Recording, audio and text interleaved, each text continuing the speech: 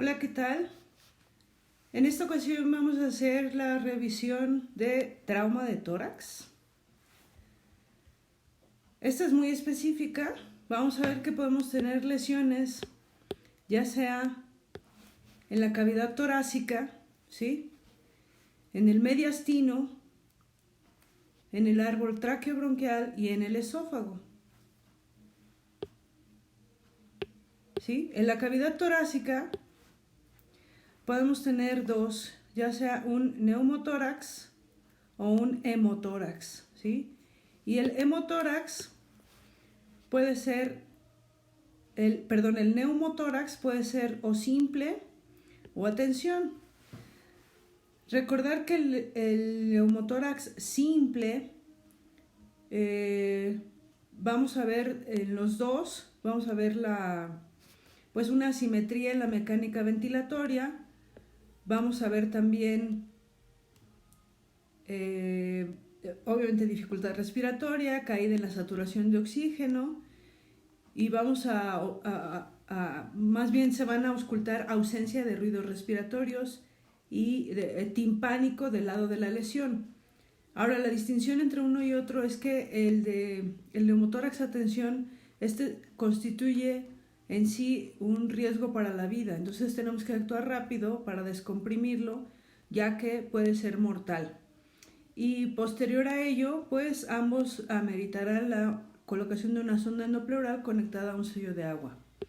Ahora bien, en el caso de un hemotórax, pues puede ser simplemente la acumulación de sangre dentro de la cavidad torácica, o bien lo que pone en riesgo la vida es que sea masivo, y masivo es la definición de 1500 mililitros a la colocación de la sonda endopleural, o bien que obtengamos a través de la sonda endopleural 200 mililitros por hora por 3 horas. Esa es la definición de un hemotórax masivo.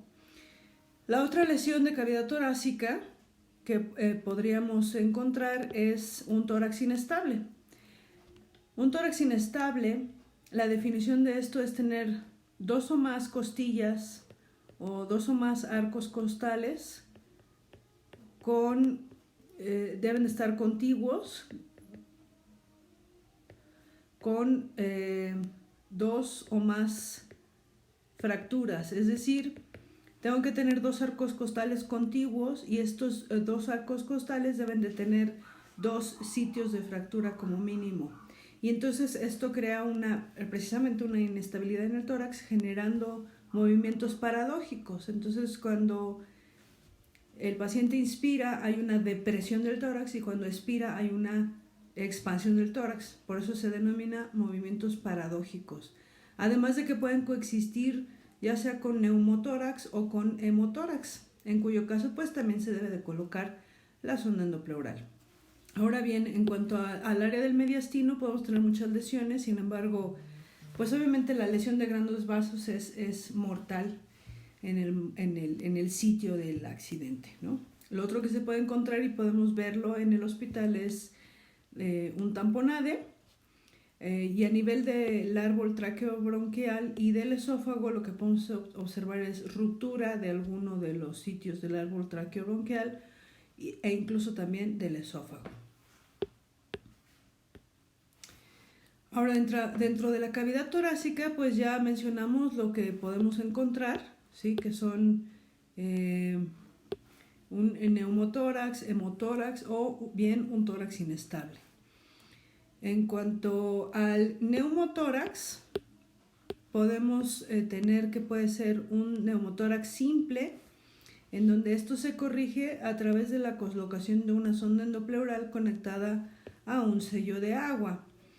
O bien podemos tener un neumotórax a tensión, en donde lo primero que hay que hacer es una descompresión, que la descompresión es, aquí lo tenemos, es a través del segundo espacio intercostal, línea medio clavicular. Esto convierte un neumotórax a tensión en un neumotórax simple. Y posterior que tenemos el neumotórax o que ya tenemos un neumotórax simple, entonces se coloca la sonda endopleural. Y la sonda endopleural pues va colocada en el quinto espacio intercostal, línea axilar anterior o línea axilar media. Y esta sonda endopleural se conecta a un sello de agua para restablecer la presión negativa dentro de la cavidad torácica, que se reexpanda el pulmón y entonces la respiración se pueda llevar a cabo. Ahora bien, en cuanto al hemotórax, podemos tener que puede haber alguna cantidad de sangre dentro de la cavidad torácica o bien una indicación para realizar una toracotomía es que nos encontremos o estemos ante un hemotórax masivo. Que el hemotórax masivo, la definición es el acúmulo ya sea de sangre, o sea, a la colocación de la sonda endopleural que salgan 1500 mililitros, o bien que después de colocar la sonda endopleural obtengamos mayor o igual a 200 mililitros de sangre por hora en 3 horas. Entonces esto es indicación pues de una toracotomía. Y pues evidentemente pues hay que drenar ese material hemático a través de la colocación de la sonda endopleural, ¿sí? Y del tórax inestable ya hablamos de la definición, que son dos arcos costales contiguos con dos o más sitios de fractura. Estos a su vez pueden coexistir con neumotórax, hemotórax o ambos, un hemoneumotórax, y pues el tratamiento también es la sonda endopleural.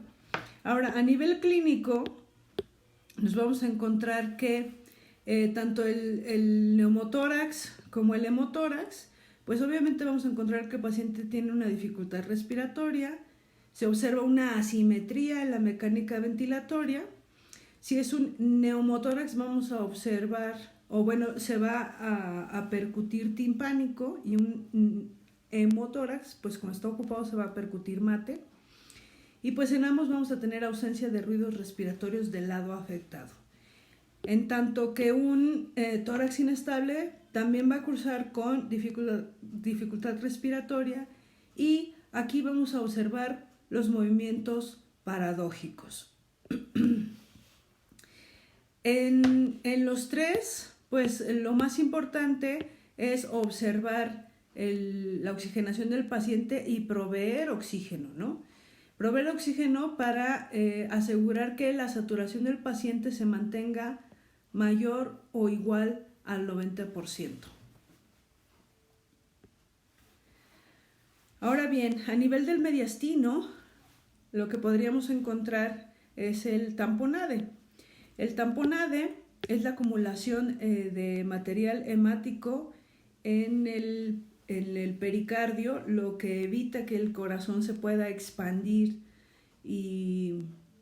expandir libremente y funcionar como bomba. Entonces aquí vamos a ver que nos topamos con la tríada de Beck, que la tríada de Beck consiste en hipotensión, plétora yugular y los ruidos cardíacos velados.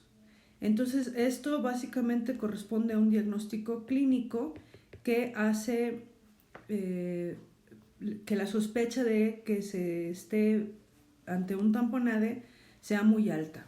El diagnóstico lo establece el FAST, que aquí por las siglas en inglés, FAST significa, es un ultrasonido que se realiza en trauma, en un ambiente de trauma, cuyas siglas significan Focused, aquí lo pongo, Assessment Sonography for Trauma, y evalúa principalmente 4 sitios, que es el pericardio, el espacio hepatorrenal, el espleno-renal y la pelvis, y de especial atención pues se vuelve el pericardio, ¿no? Entonces con esto corroboraríamos el diagnóstico, y el tratamiento pues es eso, drenar el líquido que existe o que se está acumulando en el pericardio, y se realiza una pericardiocentesis. Y finalmente, las lesiones en el árbol tráqueo-bronquial y en el esófago, aquí estas son lesiones que las podemos detectar como en la evaluación secundaria, ¿no? Entonces vamos a comprender o hacer la lógica de que si existe alguna ruptura, ya sea en algunos lugares del árbol traqueobronquial o bien en el esófago, pues entonces esto va a hacer que exista una salida de aire, ¿no? De aire hacia el mediastino o hacia las fascias del cuello. Esto nos va a dar lugar a que el paciente tenga un enfisema subcutáneo. Es decir, si palpamos el área precordial del paciente o el cuello y tocamos o palpamos un enfisema subcutáneo, entonces esto significa, o sea, el modo en el que tenemos que pensar es que hubo una salida de aire, ¿no? Y seguramente porque algo se rompió, ¿sí? Entonces, pues aquí es que hay que investigar, ¿no? Investigar y preguntarnos, bueno, ¿y de dónde salió ese aire? Entonces, si sospechamos que, o sea, si sabemos que hay enfisema subcutáneo, hay que investigar ahora de dónde es que está saliendo el aire. El aire, si es el esófago, pues entonces lo correcto a realizar es realizar una endoscopía, ¿sí? Y determinar dónde y cuánto es la ruptura del esófago. Si fuera el árbol traqueobronquial, entonces pues se debe hacer una broncoscopía. ¿Qué es lo que pasa aquí? Que el tratamiento pues evidentemente va a depender de la zona en la que esté la ruptura, del tamaño de la ruptura, ¿no? Y entonces ambas rupturas pueden ya sea tratarse ya sea de no quirúrgico, es decir, de forma conservadora.